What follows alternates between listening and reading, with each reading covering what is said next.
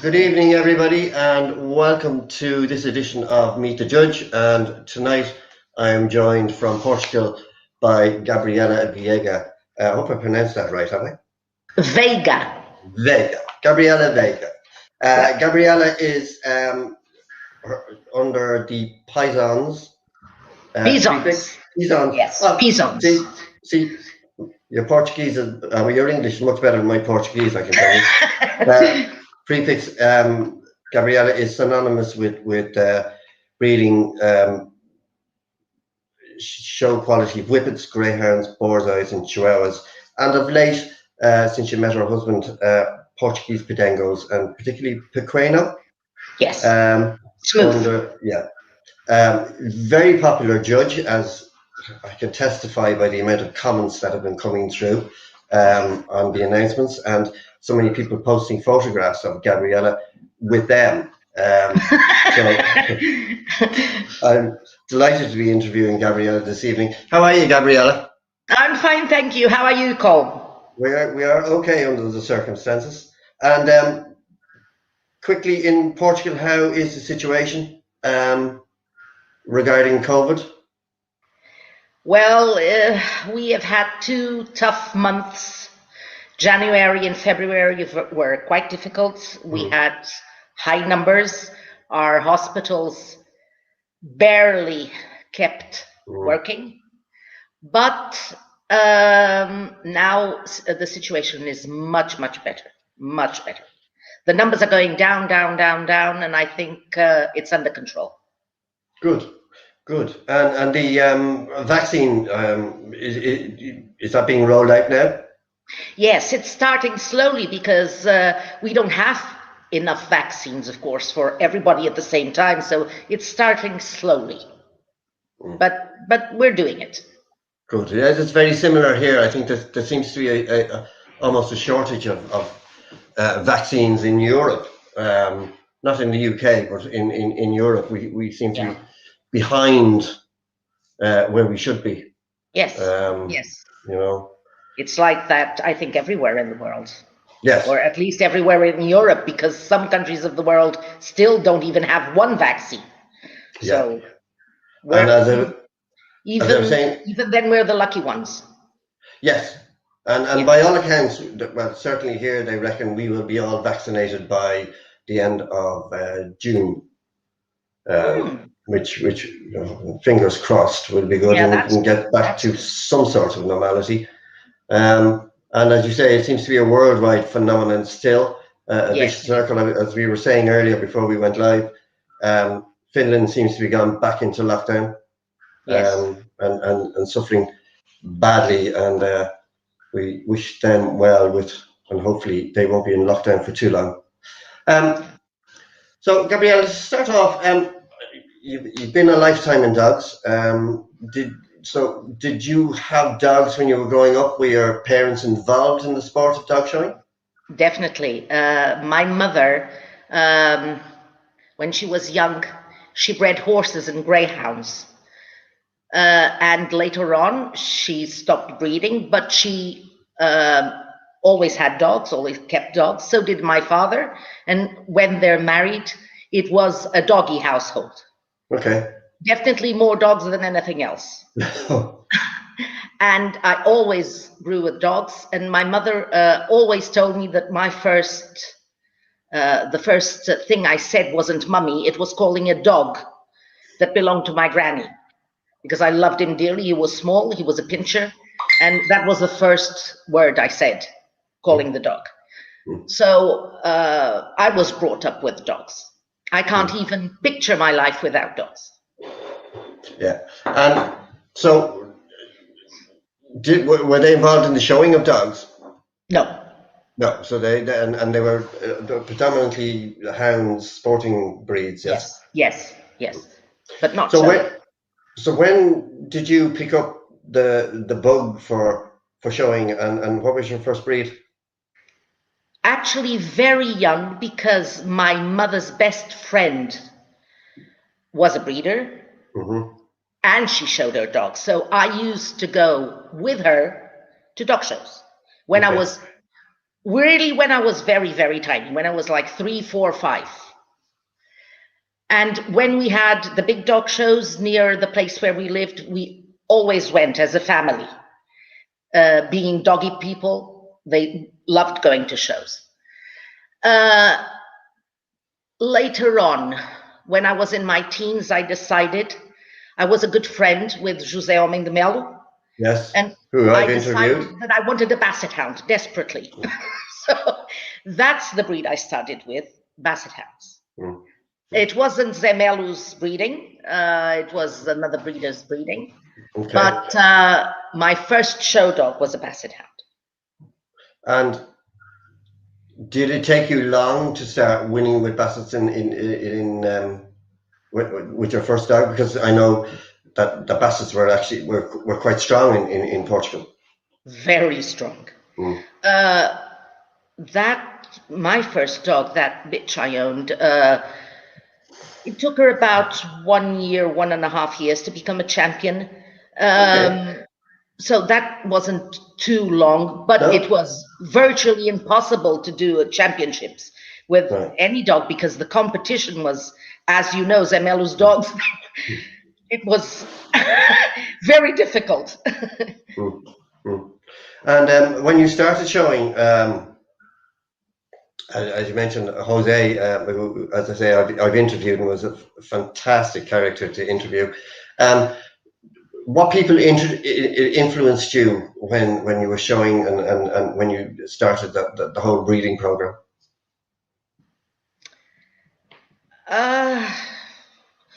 Well, I think he influenced me more than anyone else. To be truthful, I didn't exactly do what he told me to do, and he was right, I was wrong. So I understood that very quickly. But it was Zemelu's influence, mainly. There were other 2 or 3 people, but mainly him. And your biggest achievement as an exhibitor? Oh, that was much, much later. It was with Podengos at the World Show in Helsinki in 2014. Oh, right. Okay, yeah. I took my Podengos there, and I work with Scandinavian breeders as well, so we have dogs in co-propriety, and we won nearly everything in the breed. Okay. And best of breed, best of opposite, best junior, best. I can't even remember, but nearly everything.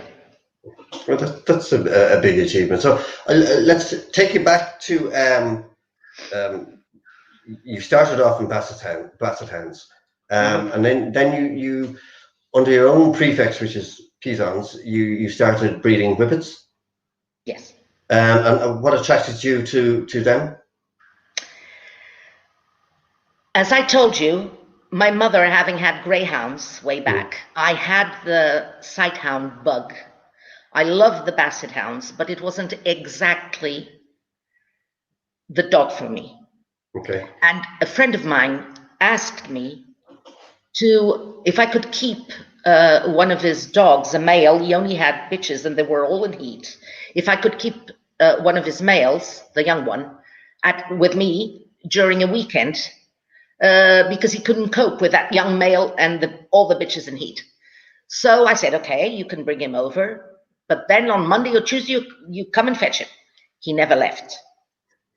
And afterwards, I met some Whippet breeders, very influential, and I was doomed. I totally fell in love with the breed. Yeah. And I can tell you, I don't own Whippets at the moment. I don't breed them for many, many years, but it is my breed, my heart breed. And how successful were you with them?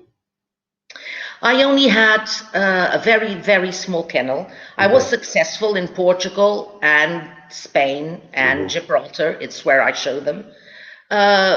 but my kennel was too small. I couldn't compete at a Mm. certain level. My children were small at the time, and Vitor already, my husband, had already a lot of Podenga, so he couldn't keep more dogs. But anyway, I was quite successful with Whippets in a small scale. Yeah, and well, you know, sometimes success on a small scale is bigger than success on a massive. True. And you've bred greyhounds, and also a very, in my opinion, underrated hound. Italian greyhounds. Italian greyhounds. I owned greyhounds. I owned Borzoi, but I never bred them. All right. Okay. Yeah. I bred Whippets and Italian greyhounds only. Okay. And Italian greyhounds, was that a natural step from Whippets? Was it sort of they're a difficult breed to own?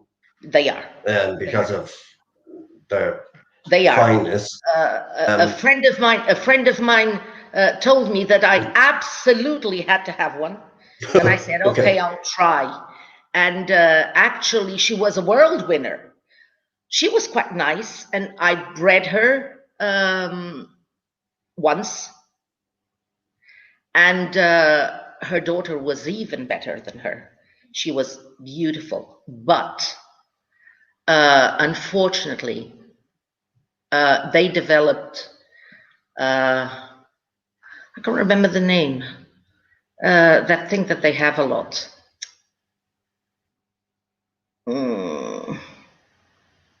Yeah, you're on your own here because I have no idea. I can't remember the name of the disease.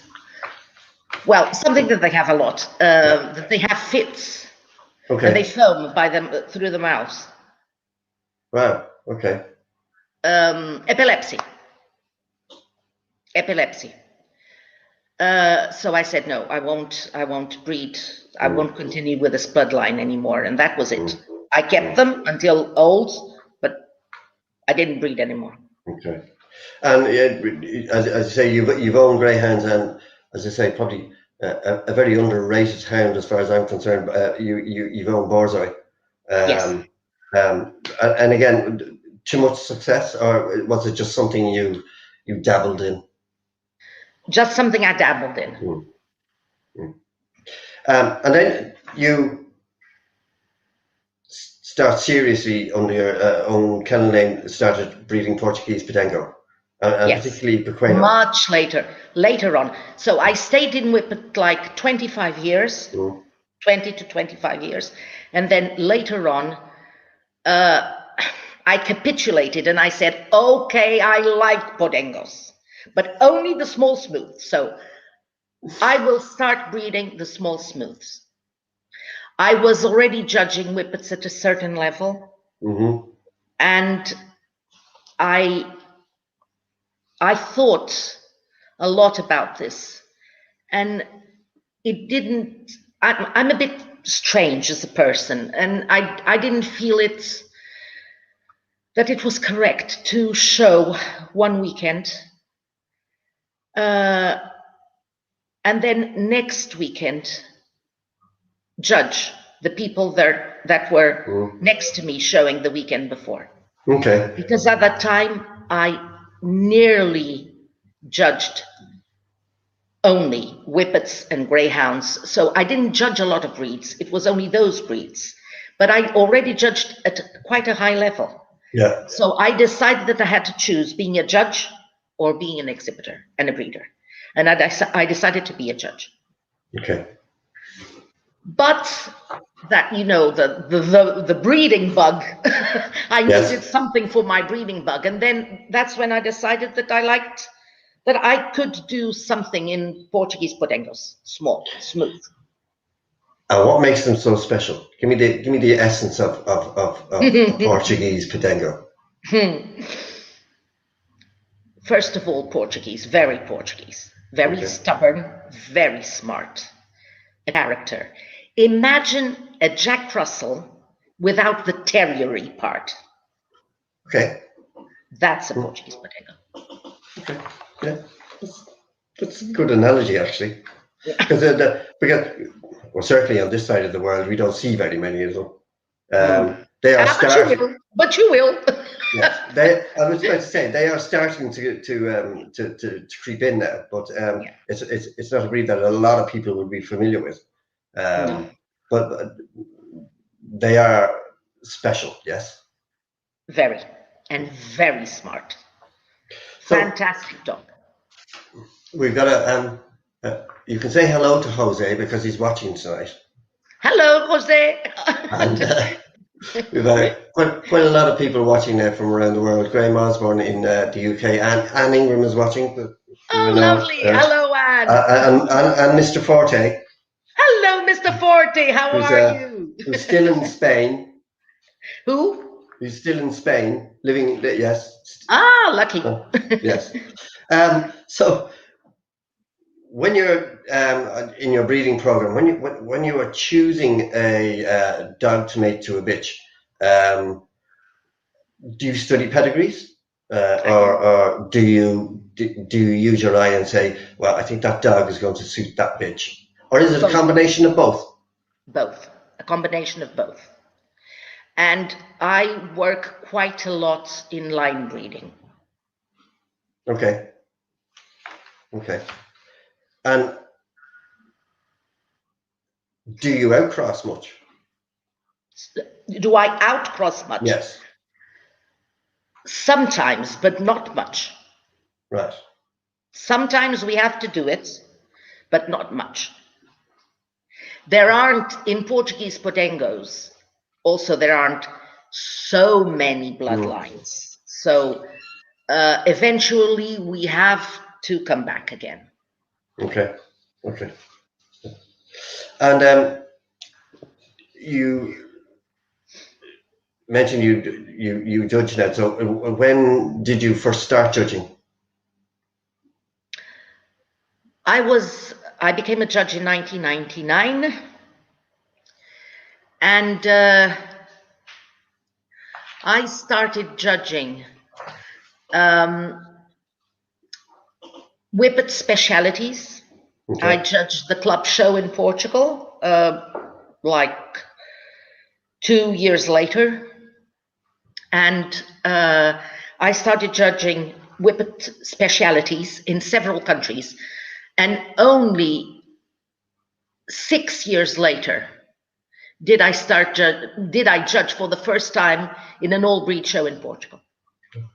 Wow. So I mainly judged specialities throughout the year. And I'm assuming I'm assuming in Portugal you have to go through an exam process.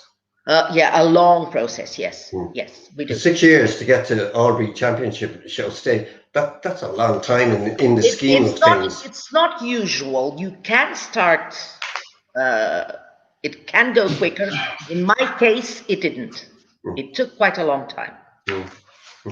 And when you started judging, I'm assuming you asked advice and you got advice, or people offered you advice. What was the best piece of advice you were given when you started? I told you that I became a judge in 1999, but I became a ring steward in the 80s. And I loved being a ring steward. And I was a ring steward for 30 odd years. Sometimes I still do it because I really like it. And every time I learned something. One of the judges, she was my mentor in Sighthound, great Sighthound lady. I was her ring steward.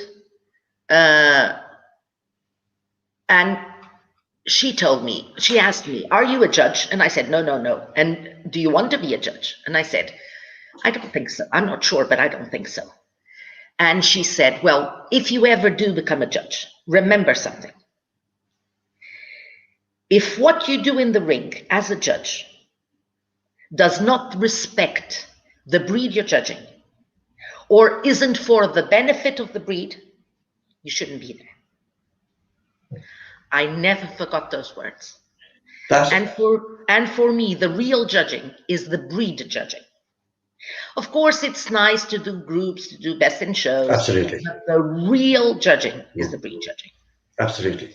And you know, that is one of the best starting off pieces of advice I have heard throughout these interviews. Yeah, That she is was a fantastic. so clever. Yeah, she was a fantastic lady. And then some years later, I read Andrew Grace's book, Yes. How to Be a Judge or How to Become a Judge. I can't remember exactly the name of the book, but I still have it. And I decided that I could become a judge. I could try. And that's when I started. But I never forgot those words that she told me. And I have to say, just touching on a point there, when you mentioned stewarding, etc., I totally agree with you. I think stewarding for breed specialists or well-known judges is a great grounding for aspiring judges. It's the best. And Absolutely like you, the best. I will still steward from time to time because you still pick up things. Absolutely. Always. Always. And the talk between you and the judge, because there is always a bit of banter afterwards, is can be fascinating. Yeah. But do you think it's important for aspiring judges to ask advice from breeders, experienced judges? Do you think enough of them do it these days? I think that less and less, unfortunately, because people nowadays have the internet, they look for everything in the internet, and we miss the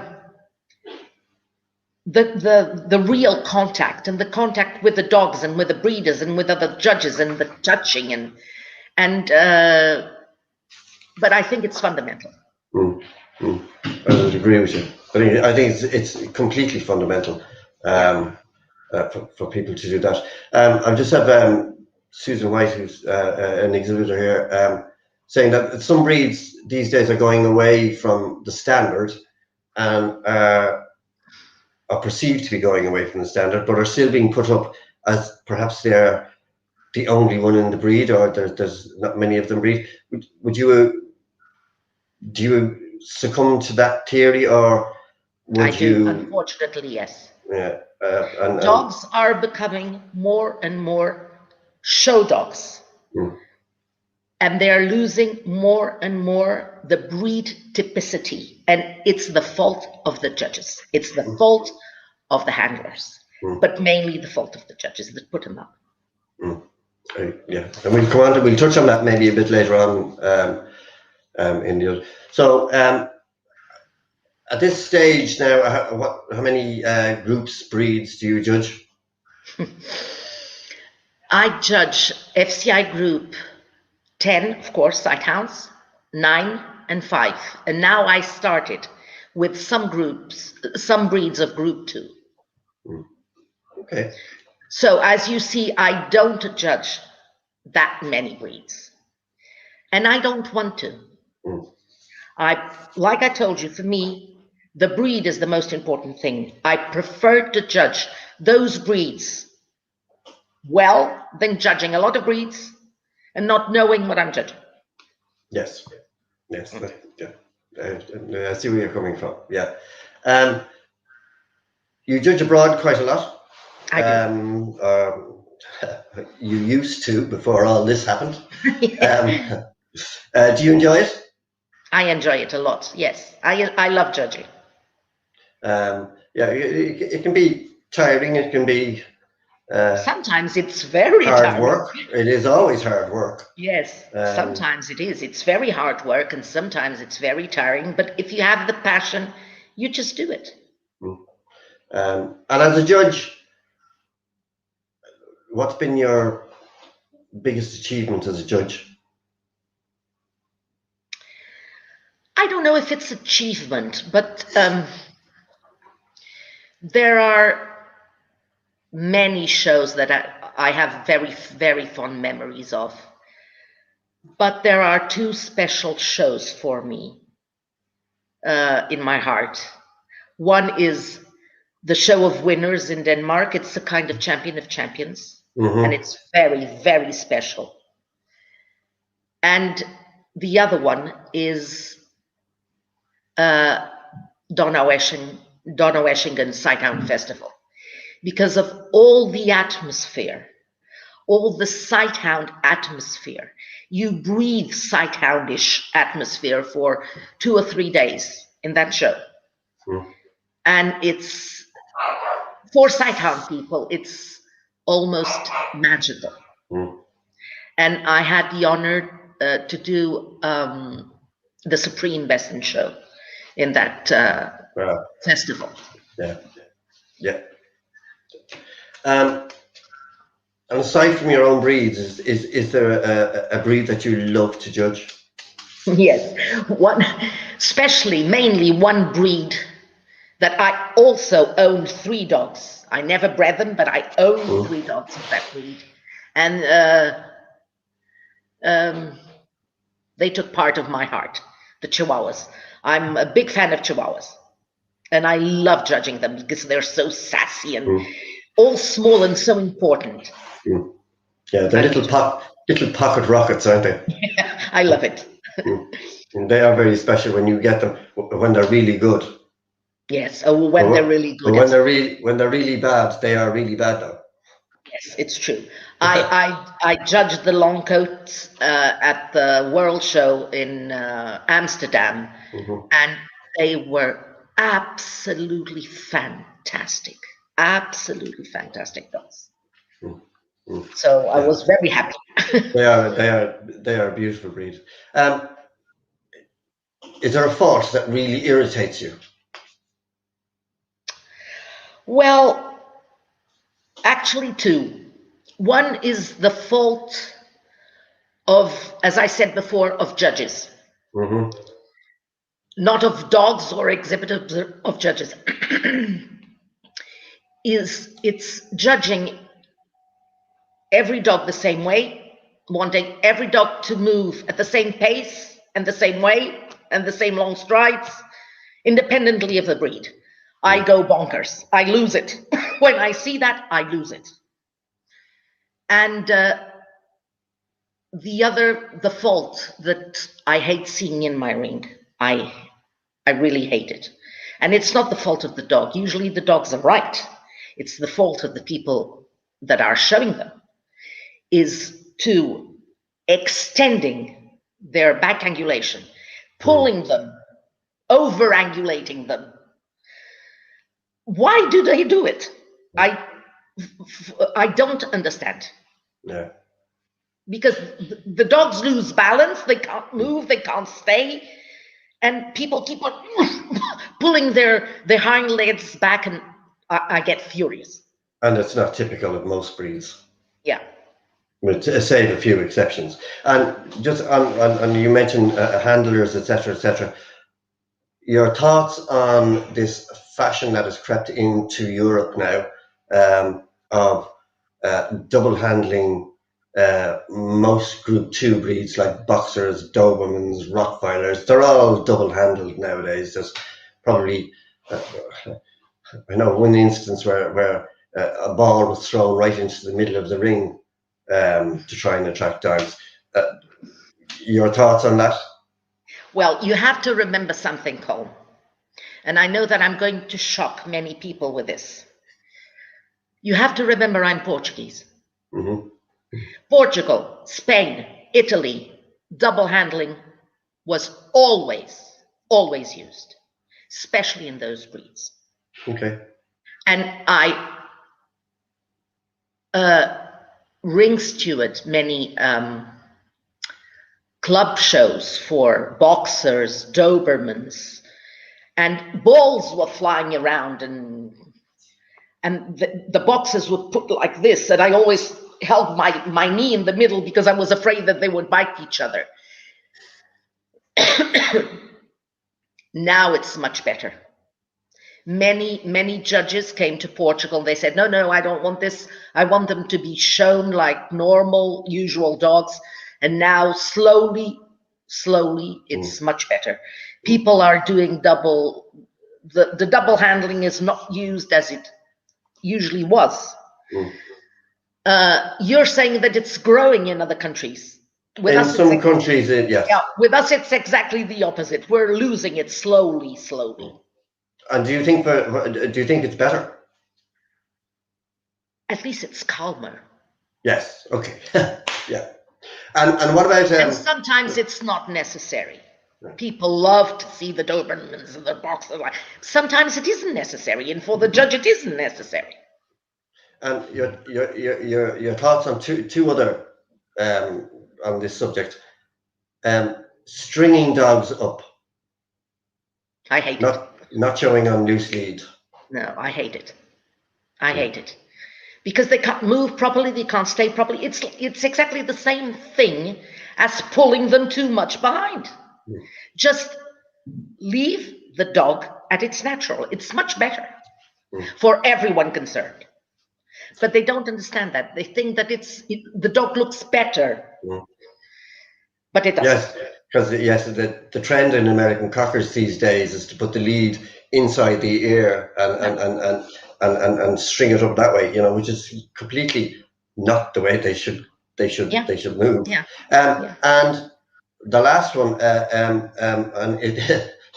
it's creeping into Group 9 a little bit these days. That is taking your dog at a trot around the ring. Mm-hmm. Particularly, certainly I've seen pugs taken at a trot. I've seen Bichon Frise taken at a trot. Mm-hmm. Yes or no? Yes and no. Okay. Of course, there are breeds that cannot be trotted around very quickly around the ring. Of course not, because it's not natural for them. You can put up a little speed to make it a little bit more showy, but not too much. I've seen Pekingese being pulled quickly. So, I mean, that's crazy. When it goes to that, it's really crazy. Yes. Yeah. And I always say, what are you doing? Yeah. So we're going to move on now to question 14, and question 14 is I've asked Gabriela to submit me some photographs in relation to this particular question, and it is that have there been particular dog or dogs that Gabriela has judged that, in her opinion, is as close to perfect as is possible, or is giving you the wow factor. And you give me some photographs, which I'm going to put up now, and I'm hoping this is going to work. It should do. I'm going to start off. With the Afghan, right? Okay. You can see that, yeah. Very showy. This is a very showy picture of this Afghan, but it looks like that the neck is too long, but it's absolutely marvelous and in balance. When you judge her, she's marvelous. And where is she from? Do you remember? Ramon Podestá in Chile, and she's living in Germany. Okay, it's a fabulous photograph. Yes, and she won under me in Donaueschingen. She made the Supreme Best show. Yeah. I can see. Yeah, the fabulous outline. Yeah. And then we move on to what again is another incredible photograph. It was the only one I could find. Which is the Maltese. I have a sneaking suspicion I know where this is now.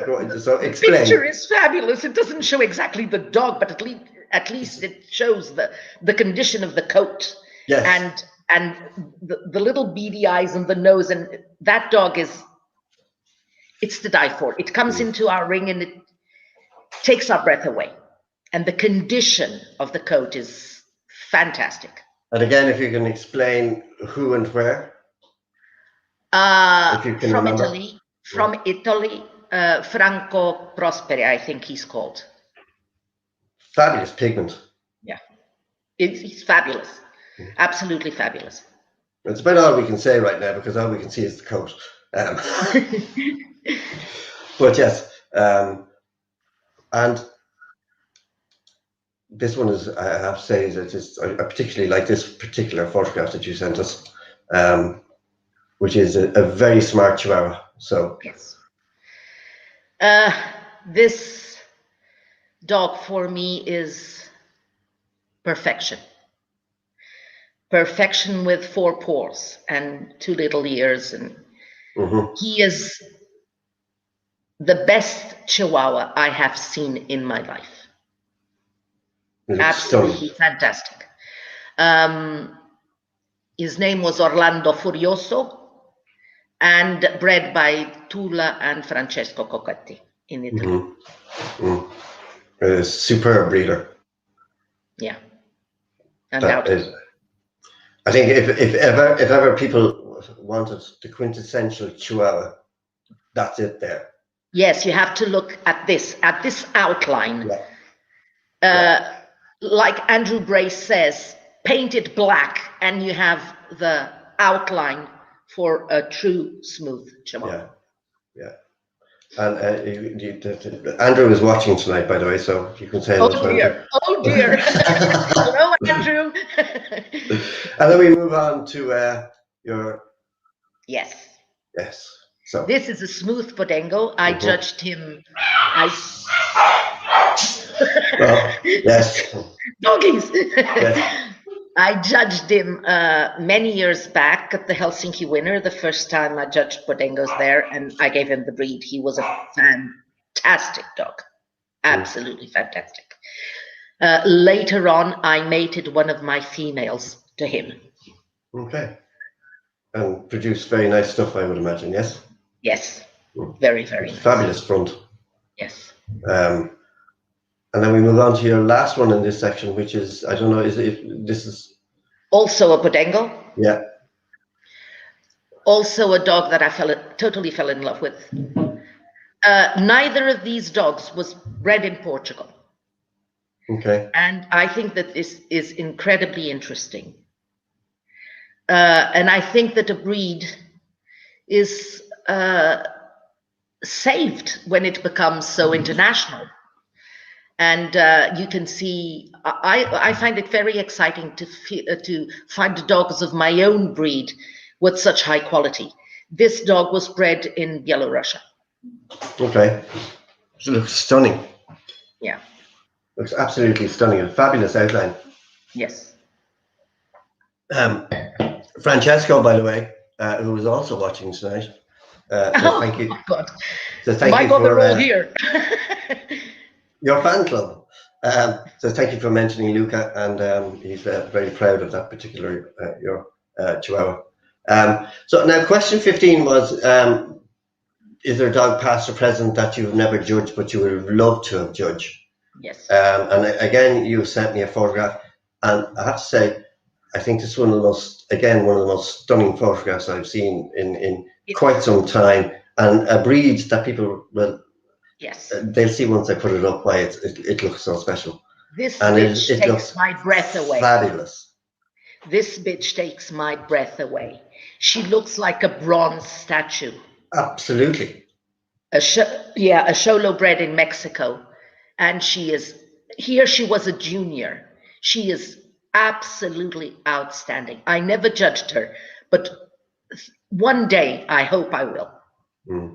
And there's absolutely nothing to hide there, is there? Yes, yeah. I mean, there is nowhere to hide on particularly they have to be stunning. Yes. To be, and that is absolutely magnificent. It is.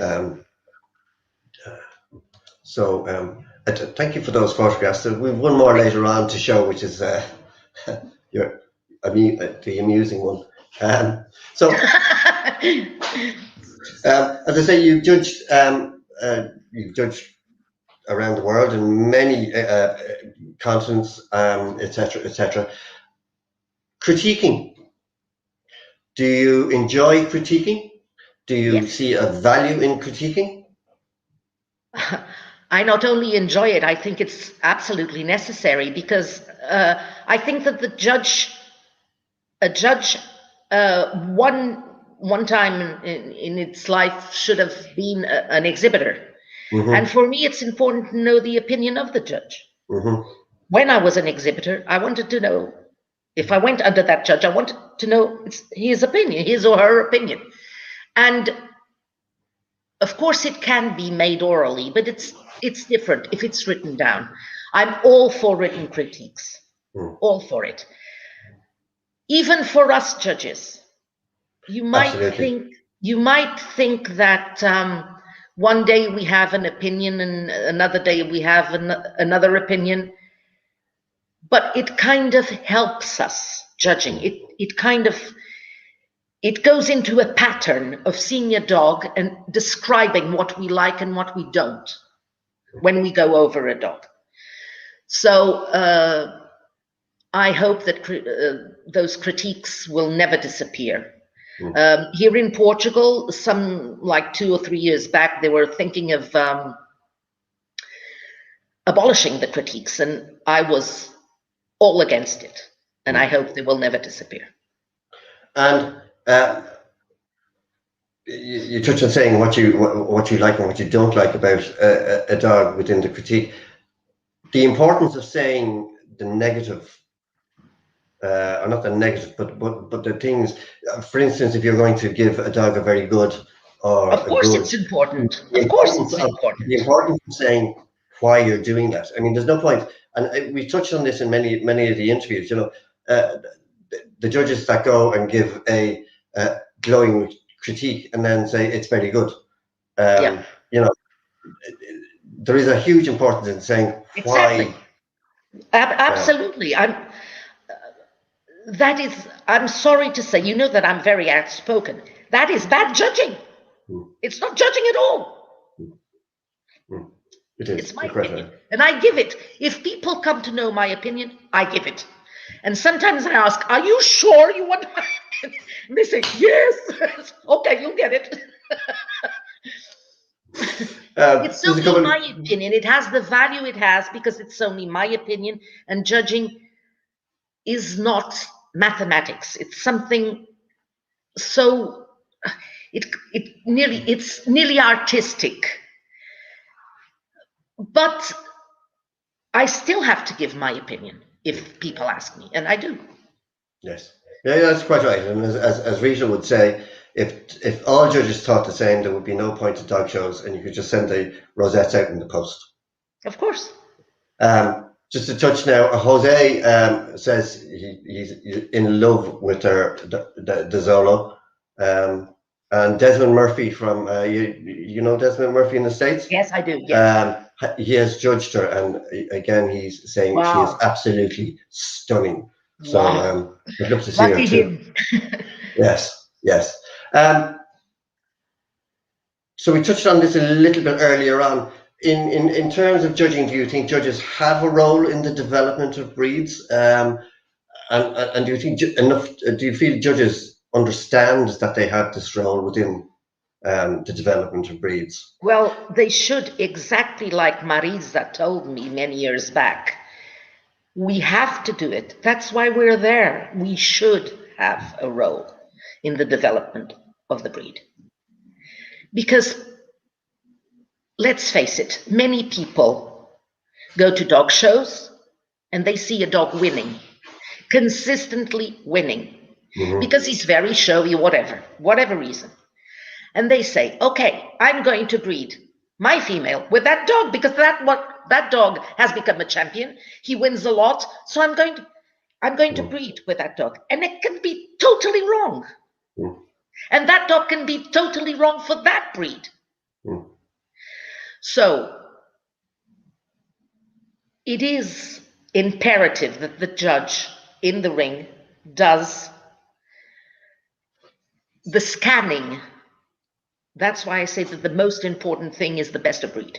The scanning of the judging of the dog that should, on the day, win the breed. He's the best dog comparing with a standard. That is that's my opinion. True. So true. And just I'm going to digress just a little bit now because you talk standards and breed standards. Have you judged in the States? Yes. You know this whole theory about, for instance, the golden retriever that is quite different in America. Beautiful in its own right. Beautiful dogs. Quite different to and this is not just golden retrievers. I mean, the truth could be said said perhaps of Springer Spaniels and some other breeds.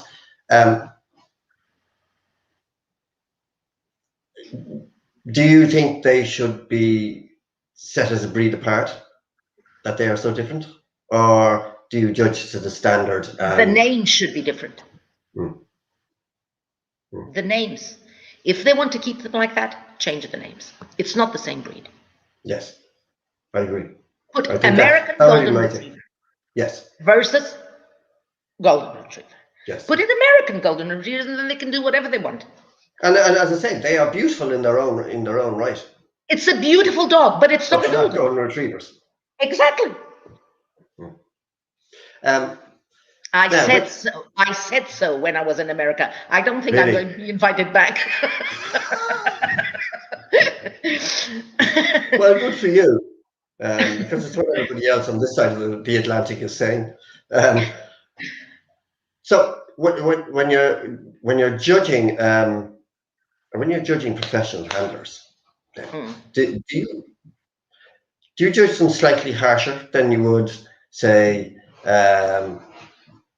With normal handlers that aren't professional? Yes.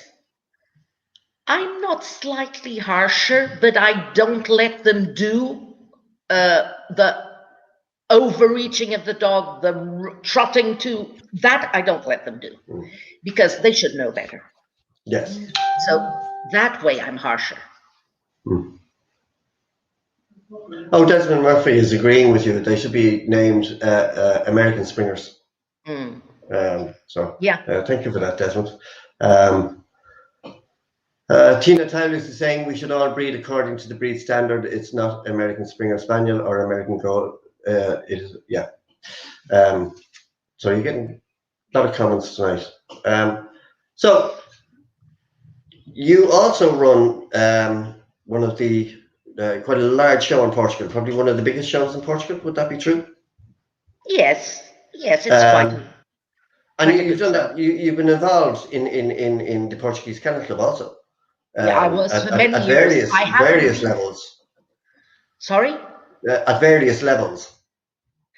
Yes, I was in the show committee for 14 years, but that was way back. I haven't been involved in the Kennel Club for the last years.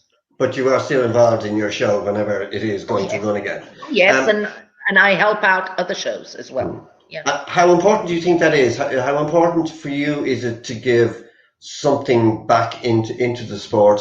And do you think enough people, particularly in this modern age, do you think enough people are doing that? No. Unfortunately not. And we should.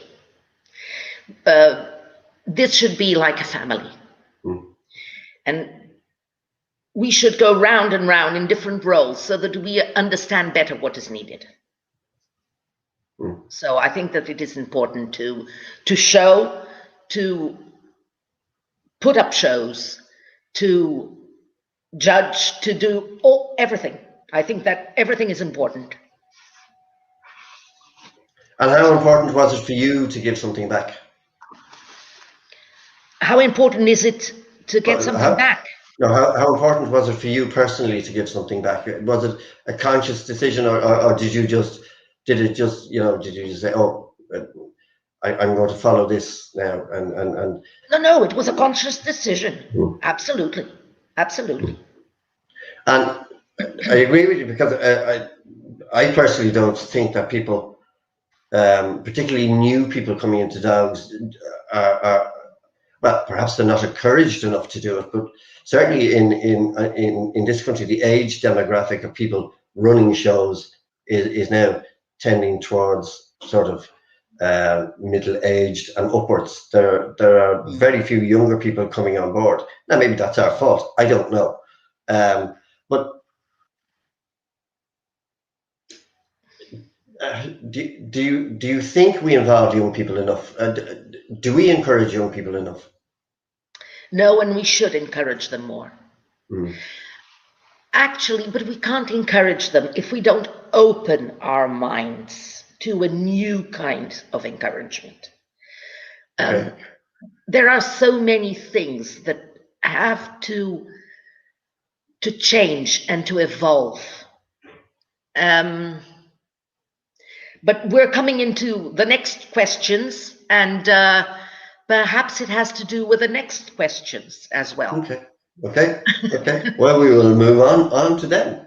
As we all know, there is, particularly within Europe, a very strong anti-dog show and dog health activist lobby, which is very strong at the moment. What is your view on how kennel clubs across the world are dealing with this? The health issues, certainly within various breeds, that do seem to be getting stronger.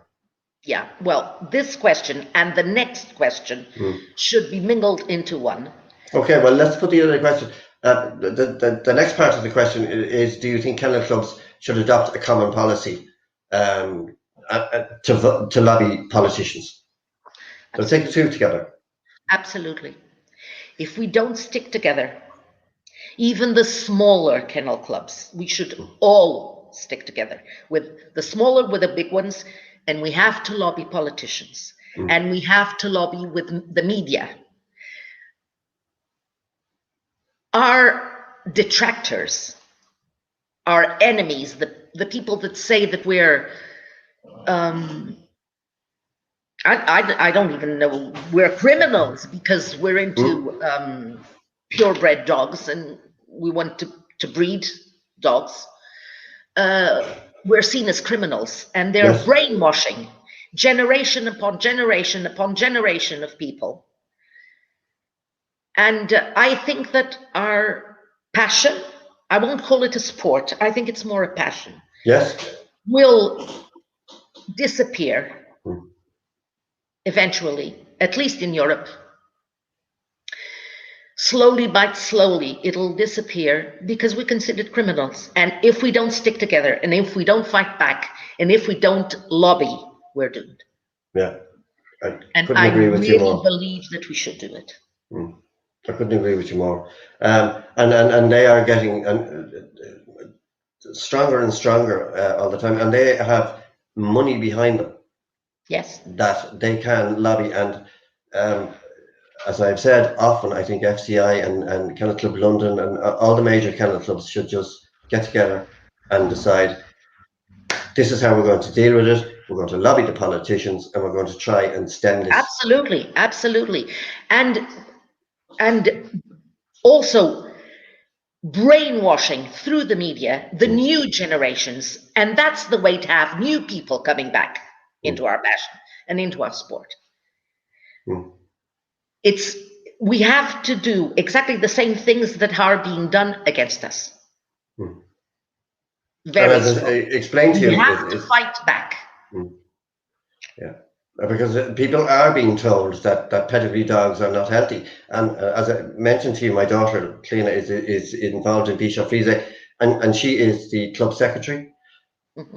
The phone calls she gets now for puppies are not for Bichon Frise, they're for Cavichons, they're for all sorts of, and there's no telling these people, these are not purebred. This is what they want, and they're paying huge money for them. Exactly. And whoever thought breeding a Cavalier to a Bichon was a good idea, it's a recipe for disaster. But yeah, why are they more healthy than a purebred dog? It's not true. It's not true. But we have to prove it. We have to lobby with vets, with schools, with politicians, with media, with everything. Everything has to be used. Well, I think you make a valid point there. I think we need to start with the vets. For example, the banning of taking back dew claws off, particularly on breeds, coated breeds. The amount of time you're going to damage that dew claw when it's being groomed is it's a nightmare. But vets need to know this, and vets will start to see people coming in with dogs with damaged back dew claws. Yes, exactly. It's nonsense, and they serve no purpose. Absolutely. exactly. And remember, I had whippets, and I had that big problem. Yes, actually. Yeah, And when in we breeds, ran and the tube was just ripped, yeah, and it was a big problem. yeah. And many And times they had to be operated on 2, 3, 4, 5 times in their life because they weren't cut off when they should have been. absolutely. And going back to where this probably all started with docking. Now, I have American Cockers. It doesn't bother me that American Cockers aren't docked, and their tails are strong enough that they don't get damaged. But I mean, you look at some of the other breeds. I mean, I've seen many Hungarian business with trouble with the long tail because it's whacked off something. I mean, eventually they end up getting them surgically removed to where they should have been. I mean, that in itself is a health issue. But I think you're right. I think we need to lobby the vets. We need to lobby politicians. If they don't know we're there, we're not going to have an impact. I know, exactly. And in fact, and it's the responsible breeders that will disappear because believe me, the puppy mills never will. Absolutely. No, they won't. There's too much money in it. Absolutely. Yeah. And I noticed the Scottish Kennel Club had a small success in having some regulations overturned with legislation that Holyrood, their parliament, was going to bring in. And they went and they lobbied. And they got concessions. So exactly. It proves it can be done. And we have to do it in the European Parliament. There are people that are there and that are also in the dog world. Use them.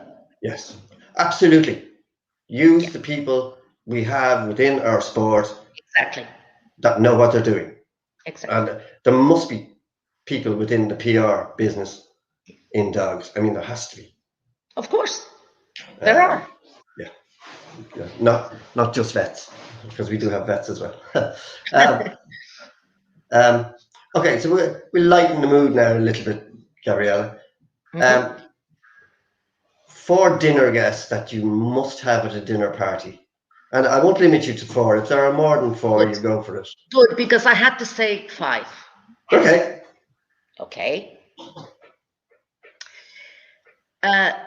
These people were, I mean, I'm going to be politically correct because there are people that aren't judging or that are already gone. But these 5 people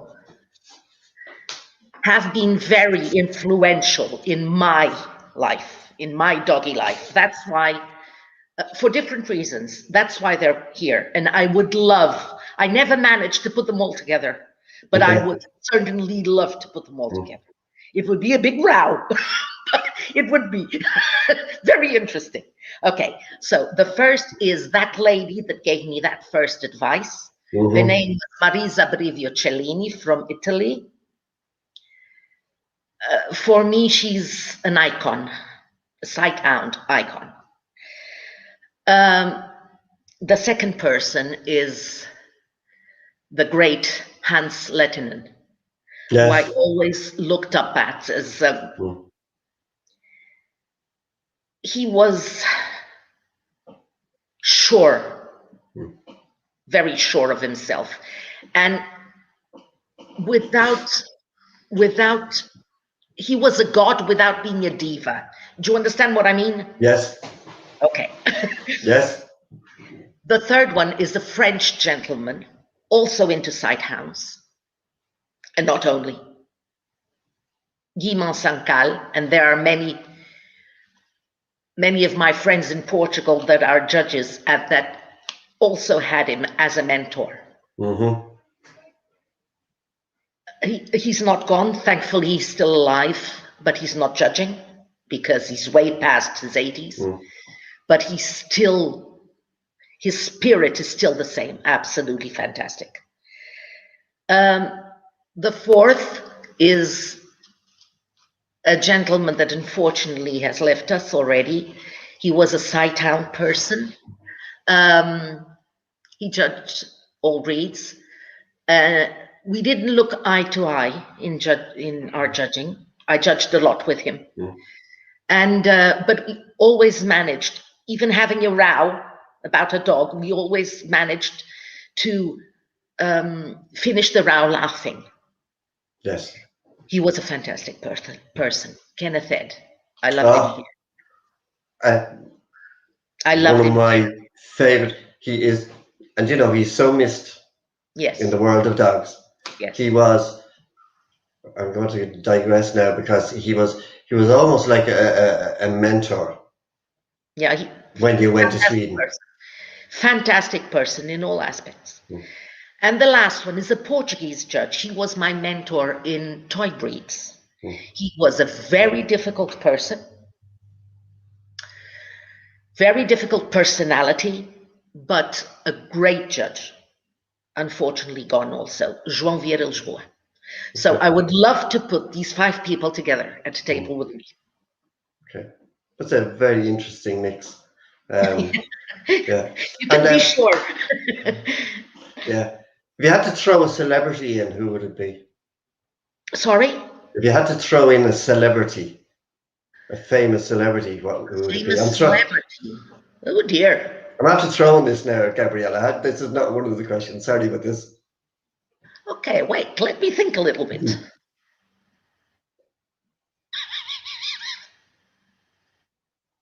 Famous celebrity into dogs that would mingle well with these people.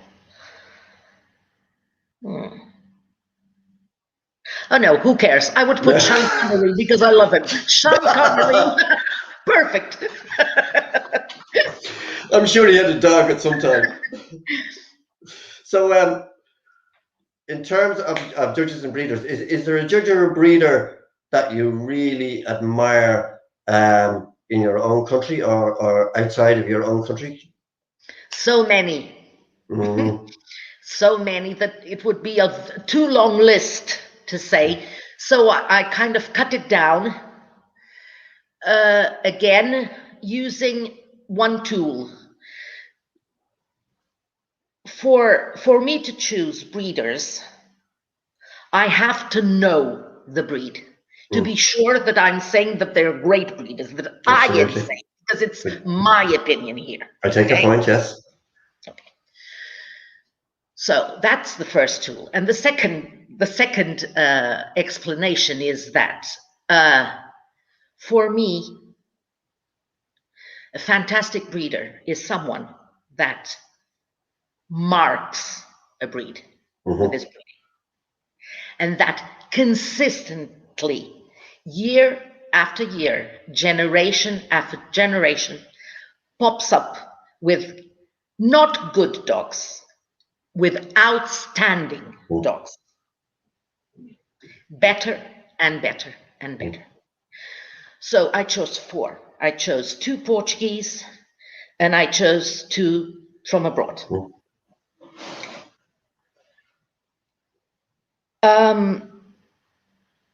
The 2 from abroad are, I've already mentioned both.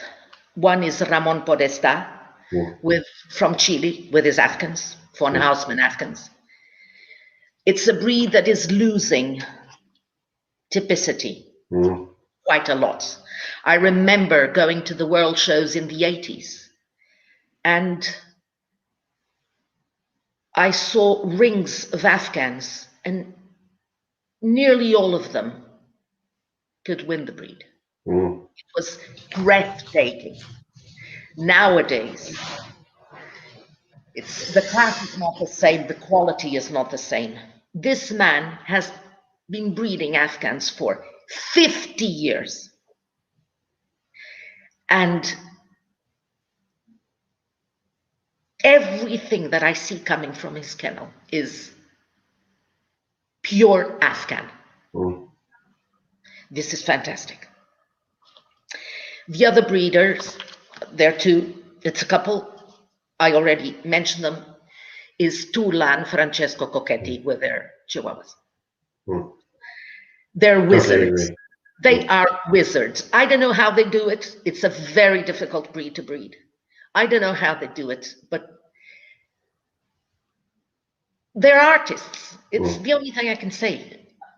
I see pictures of new litters, new puppies, and they take my breath away. Yes, I totally agree with you, and I agree with you, and they are continuing that tradition of Podesta, and we're losing it. We are losing those breeders. Yeah, I mean, sadly, we lost Frank Sabea recently, who was yeah, another gifted yes, poodle absolutely, breeder. absolutely. And I don't think we'll see the like of him again. Yeah, You know, but you're right. I think they are superb breeders in their field. and the Portuguese breeders are, of course, José Mel. Mm-hmm. I followed his breeding for more than 30 years. And again, a very difficult breed to breed. Mm-hmm. And he always has outstanding Basset hounds. Always. Absolutely, yeah. And the last breeder in Portugal, I couldn't help but putting up his name because it's in my own breed. Podengo breeder, he's already left us. Luís Macedo, with his Praia do Ribatejo Podengos. Mm-hmm. And even today, his wife continues with the kennel, but not so much because she doesn't have the time. When it was different when they were both working. But even today, anywhere I judge Podengos in the world, and I've judged them in many, many, many countries, a dog comes in, I look at that dog and it says, that has Macedo's bloodline. Mm. And it does. So he really marked the breed. He turned twisted fronts into strong fronts, different clean expressions. He was a wizard. Mm. So these are the four breeders that I. And I can tell you that both Jose and Francesco are honored and touched that you have mentioned them. Oh, thank And you. I think there are not many people that would disagree with you on that. Yeah. I think they were great choices. Great choices. So your funniest or most embarrassing moment as an exhibitor or a judge? I have several. Oh, good. Both as judges, actually, that I'm going to bring here. One was in Ireland. It wasn't funny. It was awful. I went to judge in Limerick, Yes. and I was taken ill during the night. I got up in the morning to go and judge, and I managed to drink a little bit of tea in the morning. I had an excruciating pain. I didn't understand what was wrong with me, and I felt very cold. So, and all the judges said, "What's wrong with you?" And I said, "I don't feel too good." So we went into. Thankfully, the hotel was right there near the show ground, and we went into our rings, and the pain was getting worse and worse and worse. And my ring steward, I hadn't met him ever. It was a gentleman that had another show in that circuit, right? Mm-hmm. There's Limerick, and then there's other shows, which I This can't is remember. Clonmel, Killarney, and Tralee, and Limerick in the middle. I think it was Clonmel, but I'm not sure. Okay. It was the one next. And he was my ring steward. And I was going over the dogs, and it was Afghans. I was going over the Afghans, and I was doubling over with pain, and I started seeing the dogs like in waves, and I said, oh my God, I can't judge. It's impossible for me to judge. I can't. And when I was choosing the best, I picked best male, best bitch. And when I was going to do the best of breed, he came to me and he said, are you all right? And I said, no, not really. And well, you have to finish, at least do this. And I said, yeah, I'm going to try. And he said, wait a minute, are you judging at the next show of the circuit? And I said, no. And I said, oh, thank goodness, I organize it. I couldn't remember if you were there or not. And I said, "Oh, thanks a lot." Oh, For your that must kind have been, words. that had to be the wonderful Ned Burke, who is a show manager of Tralee. Yes. So, Oh, how awful though. That cannot have been sorry. nice. That cannot have been nice though. Yeah. Well, I laughed. I managed to laugh. So I chose the best. I chose the bitch as my best of breed, and I fainted in the ring. Good grief. I just keeled over, and that was it. That was my judging at Limerick. I had to go to bed. I had gallbladder stones, right? Mm. Mm. Yes. And Very painful. yeah, thankfully, John Walsh Sr. was there, and he did the rest of my breeds. But, but well, it was my judging in Limerick. I did one breed, and that was it. Did it rain? No, Oh, no, you were lucky. no, it didn't rain. No. Yeah. Okay. And then the other funny thing was in a show in Norway.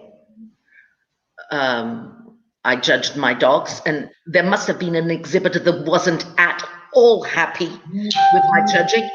And in the evening on Facebook, I received this in my page. I received this picture, and I said, "Well, if you can't win them, join them." So I laughed with the picture. It was awful, but I put it as my cover photo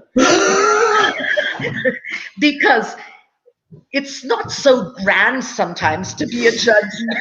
And I remember that dog I was looking at in the picture that you're Oh, going is this to the one you sent me? Yeah. Oh, okay. He was choking. The dog was choking. And I was looking at him, it's going to die.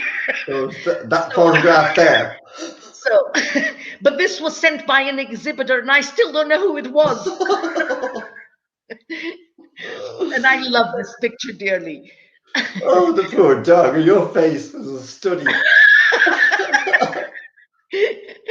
I think this picture is brilliant. That's a great photograph. Your woman that's best of breed isn't, she's not bothered at all. Yeah, at all. The dog can choke away. You mentioned irate exhibitors now before. You have you more moments you want to share with us but on your funniest or embarrassing moments?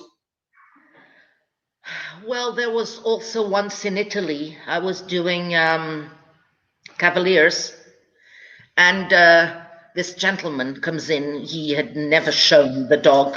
He had the dog on his right. You could see that he wasn't a usual exhibitor. And I told him to put the dog on the table, and he said, "On the table? What for?" And I said, "I have to go over the dog. Would you please put him on?" But I can't speak Italian, and he couldn't speak English, so I had to use the ring steward to translate. And so he put the dog on the table. I was going over the dog, and there was something missing. He only had one testicle. Okay. So I tried to feel the other one. I tried to see if it was up, and tried to kind of pull it down to see if it was there. And I tell my ring steward, "There's only one testicle. I can't judge this dog." And she translated to the gentleman. And he said, "Ma como, ma como, ma como." I don't know, speaking, with hands in Italian. "Ma como, no. Uno, no, due," or however he was speaking. And I said, no, there's only one. At least now there's only one. And